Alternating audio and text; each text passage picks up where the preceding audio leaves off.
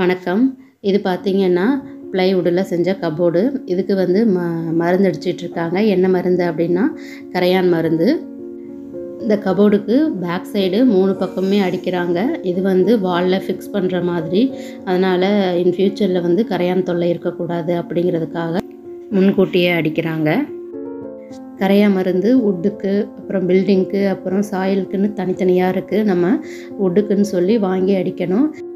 கதவு, ஜன்னல், ஃபர்னிச்சர்ஸ் கூட இதை வந்து அடிக்கலாம். இது ஆன்லைன்லேயும் கிடைக்கும். நம்ம லோக்கல் ஷாப்லேயுமே வந்து உங்களுக்கு கிடைக்கிற மாதிரி இருந்தால் கரையான் மருந்தாக கேட்டு வாங்கி அடிங்க. இதை வந்து நம்ம தின்னர்லேயோ இல்லை வாட்டர்லேயோ மிக்ஸ் பண்ணி அடிக்க தேவையில்லை. அப்படியே அடித்தாவே போதும். காய விட்டு இன்னொரு கோட்டிங் அடித்தாலும் நல்லது. இப்போ வுட்டிலே பார்த்தீங்கன்னா கரையானுக்கும் இருக்குது, வாட்டர் ப்ரூஃப்க்கும் இருக்குது. நம்ம என்ன பர்பஸ்க்காக வாங்குகிறோமோ அதை பார்த்து கேட்டு வாங்கணும்.